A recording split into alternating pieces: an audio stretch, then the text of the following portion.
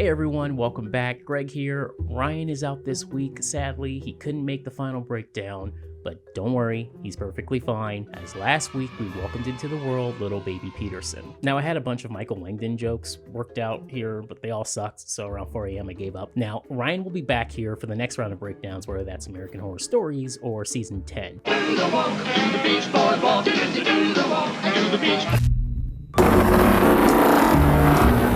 Now, there are major spoilers ahead for these last two episodes, so if you haven't seen them yet, get out of here, go watch it, and then come on back here. Now let's break down chapters 9 and 10 for American Horror Story Roanoke.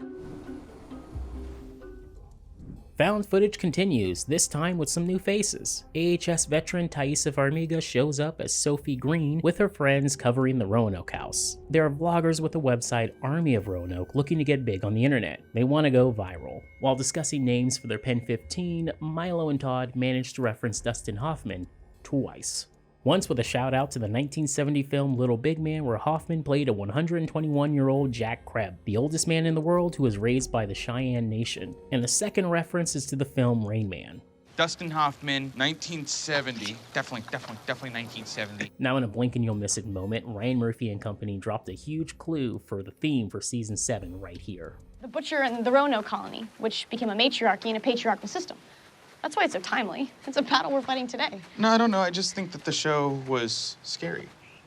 Yeah, Milo. Racism is scary.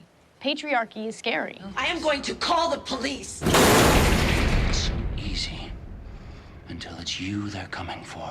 Moments later, the trio comes across someone injured in the forest and they try to chase her down. They stumble upon a car and it turns out they were chasing Diana's ghost. Remember, she died when the Piggy Man attacked her in the car after she quit working on the production of Return to Roanoke. Back at the Roanoke house, Dylan, played by Wes Bentley, who also played Ambrose in My Roanoke Nightmare, shows up at the Roanoke house. Turns out he's been cooped up at a motel for the last few weeks. Now, Sydney wanted him in the Piggy Man costume to shake things up for Return to Roanoke, and this is my favorite part of the episode when the Uber joke comes full circle. How'd you get here? Do you have a car?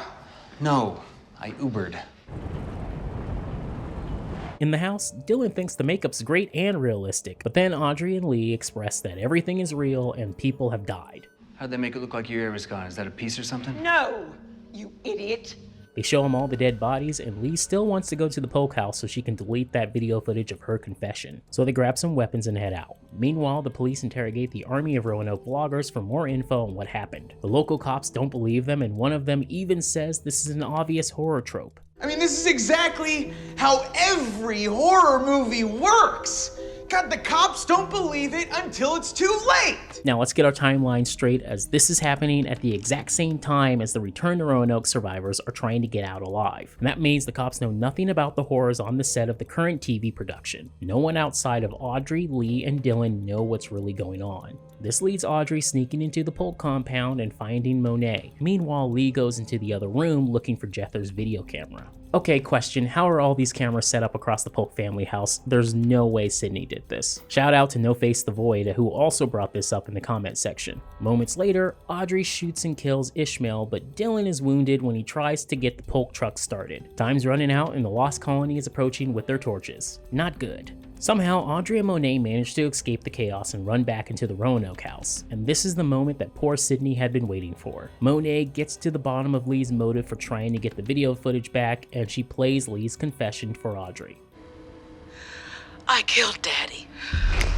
Meanwhile, Lee is alone in the forest with a wild boar, and this mirrors the butcher's origin story. The witch also brings Lee a boar's heart and she eats it. Meanwhile, the dummies of Army of Roanoke are still out in the forest during the damn blood moon. Here they run into Lee, who's been possessed, and Todd is immediately killed. The others run, and now we go full Blair Witch. The two come across the bodies of the entire production staff and hide inside the production trailer after Dylan chases them for help. From the control room, they can see Lee coming for Audrey and Monet. Sophie calls the police, but again, they don't believe them, so Sophie wants to save them from Lee. Milo doesn't think that's a good idea. Milo's right, they should have listened to Milo. Back in the house, Monet goes off on Lee, but unfortunately, she didn't get the memo that Lee's possessed and is pushed off the staircase to her death. Yeah, I just called you a murderer.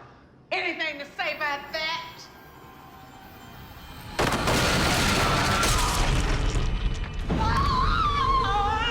This leaves Audrey as the lone survivor trying to fight off Lee, and she almost makes it to the storm cellar, but Lee slashes her and kicks her down the stairs. And finally, the Lost Colony arrives and has Dylan. He gets the cricket treatment while Sophie and Milo are recording everything. In hindsight, the writers needed to introduce these characters in order to make the storytelling device of found footage work. What we're seeing was recorded from an iCloud account registered to Todd. And this leads to horrifying POV shots of Sophie and Milo put on pikes and burned at the stake.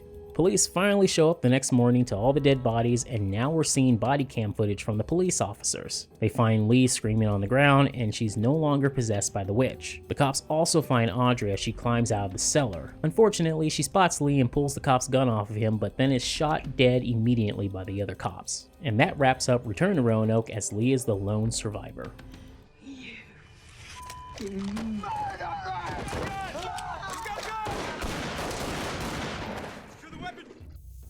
Okay, it's season finale time, chapter 10 of Roanoke, and no more found footage. Instead, we find out how many televised mediums you can fit into one episode of AHS. It's a lot. This episode opens up to Paoli Fest back in March 2016. It's hosted by Trixie Mattel and Edward Hansen. Fun fact, these two also did recaps for AHS Hotel. So this brings us back to 2016 after the airing of My Roanoke Nightmare. It's got some fun Comic-Con vibes, and every actor here is turned up to 1,000. What's your favorite color? Hey, I see the world in the full spectrum of colors, you know?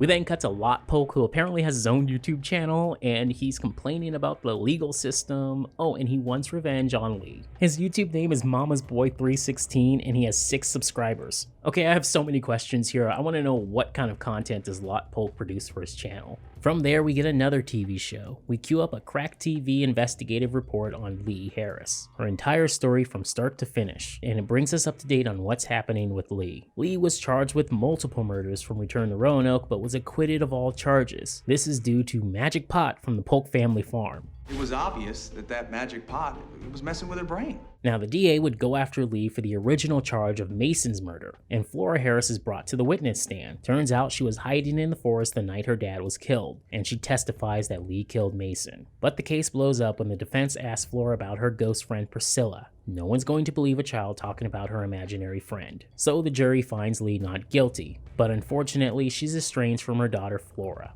Another TV show. This time we're queuing up the Lana Winters Special. That's right, Lana Winters is back, out of retirement from season 2's Asylum, played of course by Sarah Paulson. This is taking place after Lana had killed her son Johnny, aka Bloodyface. Both of these women are survivors of extreme horrors. Lee only wants to reunite with Flora, and that's her motivations for doing this show. Then Lana drops the bombshell that Flora is missing. Seconds later, Lot Polk drops in with a fully loaded AR-15 and wants to kill Lee. Lot knocks out Winters with his gun and is about to shoot Lee, but the police save the day and the live broadcast ends. Time's up, Lee. This episode's not over, as we get another TV show. Are all these damn shows owned by the same company? Next up, it's Spirit Chasers. Paranormal investigators sneak into the Roanoke house during the blood moon. Now, one of the hosts references Briarcliff Manor here. I haven't been this freaked out since we were in that asylum. Cricket's back. Well, actually, it's Ashley Gilbert, the in-canon actor portrayed by Leslie Jordan, who played Cricket, joins Spirit Chasers. The crew adds even more cameras to the house, this time thermal, and they run into Lee Harris, who's shocked to find yet another TV crew in the house. She's looking for Flora, and the thermal cameras record the Chen family walking on the walls, and audio file recorded from the master bedroom of Priscilla. Sure enough, the Piggy Man attacks, Ashley jumps in front and screams Croatoan, and is killed immediately. It seems he never watched the show. Crowley, kill him! That's not gonna work.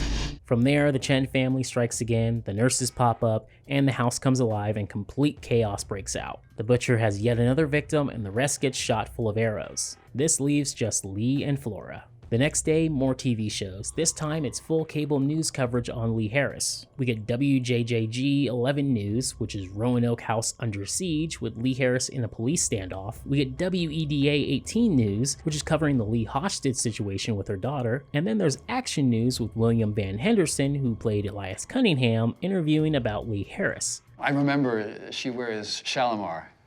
Now, this is a fun little Easter egg because guess who else wore Shalimar? Ramona Royale. It's not the Shalimar that gives you away.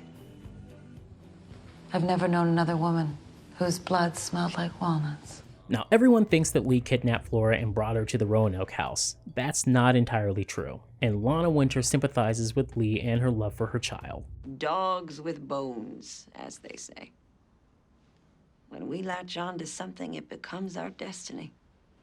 And we will do anything to see it through. And that's it. No more TV shows. The gimmick's over right here. We're now following what's happening inside the Roanoke house. This is the only part of the entire Roanoke season to not play out as found hidden camera footage, production B-roll footage, or news program footage. Here, Lee tries to convince Flora to leave the house and move on with her life. She wants to sacrifice herself by burning the house down and staying with Priscilla as a ghost, and she promises to protect her from the butcher. Lee manages to get Flora to leave, and Priscilla shoots Lee as the Roanoke house blows up.